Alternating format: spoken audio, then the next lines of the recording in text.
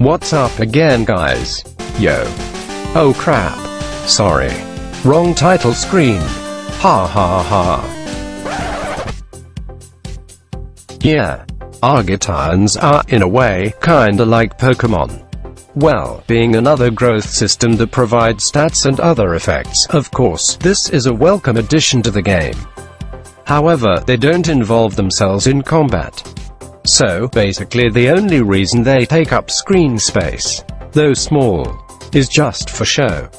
Anyway, I'm sure this tickles the fancies of people who adore the cuter things in life. Or simply put, those that spend hours watching cat videos. Ha ha ha. I'm certainly not in the same boat. I'd rather drown. Ha ha. Though back in the day I got all 151 first generation Pokemon memorized. Even their Pokédex order. Ha ha ha. By the way, this update just dropped this October 31st, Halloween. But before we begin, be sure to hit on the subscribe button for more great videos. Alright, let's just jump right in. Roll it. For the time being, let's skip Agathions. That I reserve for the later part of this vid. Okay, now we move on to new dungeon difficulty modes. Legendary modes have been added to daily, equipment, and experience dungeons. And, for the Summoning Stone dungeon, heroic mode.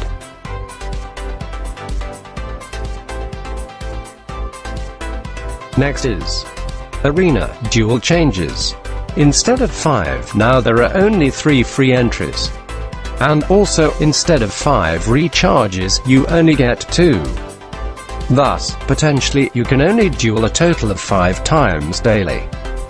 Rewards have been compressed within this limited number of potential duels, to mimic the amount that we were all used to. In short, fewer fights but the same amount of rewards.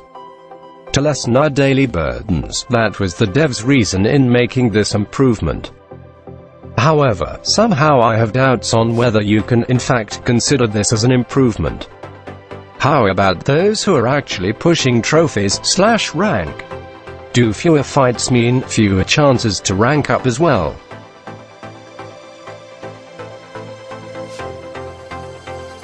Alright. On consecutive monster stones. Yes. Let's just simply call it that way. Following the recent Elven set tenacity attribute issue/confusion in the Southeast Asian forum, Netmarble further illustrated its ineptness in naming things. By the way, I never trusted their names and descriptions since day one. Ha ha ha. Anyway, in fairness, this is one of the best quality of life improvements ever. Allowing you to queue up to 20 stones is just effing heavenly. No need to get in and out of the area anymore.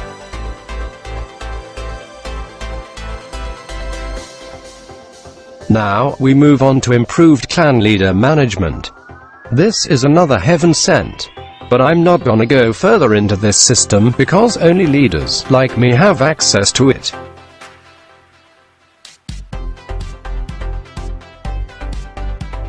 Next are skill improvements. And as you can see, not only second-class skills were improved here, but a few lower-tier skills as well. I'm gonna scroll it slowly for your reading pleasure.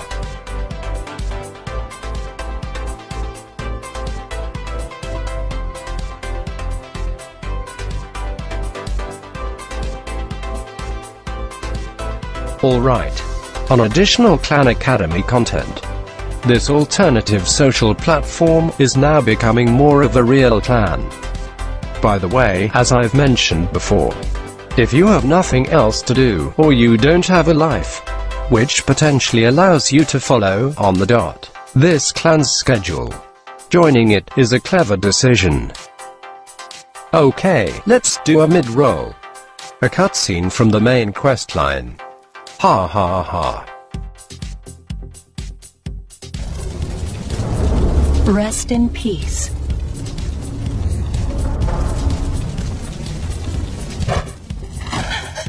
What the? Fire, eh? Is this a camp out?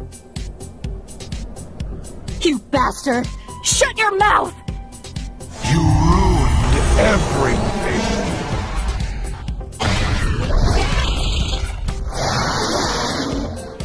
Oh no, is he controlling the ants? Ripping your limbs off one by one is too kind an end.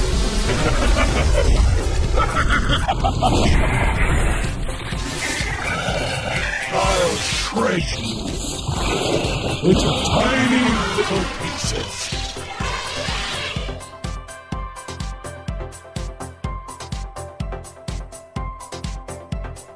Okay.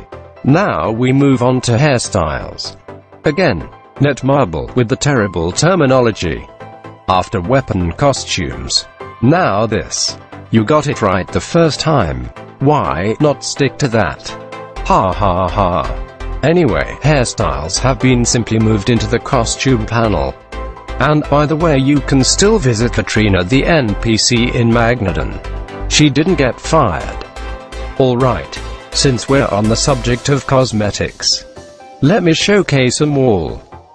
The new Halloween goth outfit provides 350 physical and magical def, and 230 resilience. Sommed and converted. That's 1510 CP. The Halloween Reaper weapon skin gives 220 physical and magical attack, and 280 max HP, which equates to 1520 CP. And lastly, the Halloween goth hairstyle, which provides absolutely nothing. Ha ha.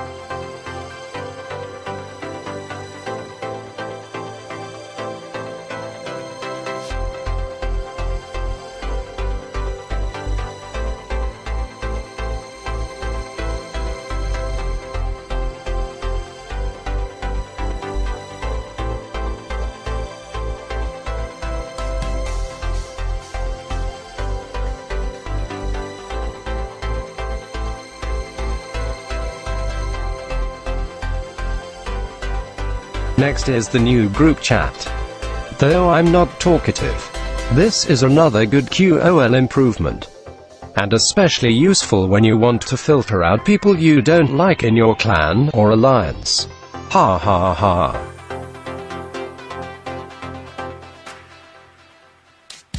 Alright. On 10+1 boxes. They have been repacked into individual units, and you have to manually claim the bonus box after your 10th purchase. Well, this marketing strat was designed to make you spend more. Similar to the concept of why sachets were invented. Ha ha. As per the next one. 4 new titles. Let's just skip that, shall we?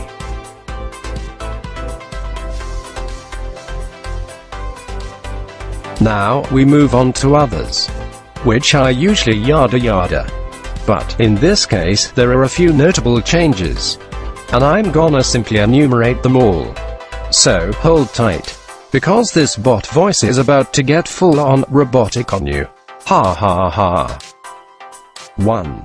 Camera angle will be the same for Team Red and Team Blue when playing Fortress Siege and Open Fortress Siege. Finally, the blue team's handicap on perspective is eliminated. 2. Equipment max level display method will be improved. Displays yellow values when you reach max level, so you'll know which ones need some leveling up, especially within the limit break band of 31 to 40. 3. Improvements wherein heroes will be able to open relics directly from the inventory if they have an ancient key. 4. Free draw time has been changed from 12 hours to 24 hours. This is bad news. Very effing bad news. 5. Shudguard rare monster summoning stone item added. This, on the other hand, is the good news that whales have been waiting for. 6. Kinds of recess reward will be changed into 4 kinds. A dungeon auto clear has been added. 7. The number of daily dungeon mount pet enhancement scroll rewards will be increased. 8. You can now check the distance of hunting range of your character through the mini-map upon setting the auto battle distance settings. A minor QOL improvement, but deeply appreciated by meticulous guys like me. Ha ha ha. Alright, now we roll back to Agathions. Finally, the highlight of this update. By the way, I was thinking of making a full guide on this. And since it's gonna tackle something in the childish spectrum, Kin would be presenting. But she's away on vacay. Also, I realized that when it comes to cute stuff like this, how far complicated could it really be, right? It's child's play after all. So, for cripe's sake, I'm not gonna touch it. Ha ha. Simply let Harden guide you in the official video. The link is in the description. For me, however, the most essential info you need to know early on are from these few lines. High-grade Agathions are obtained by combining 3 Agathions of the same grade.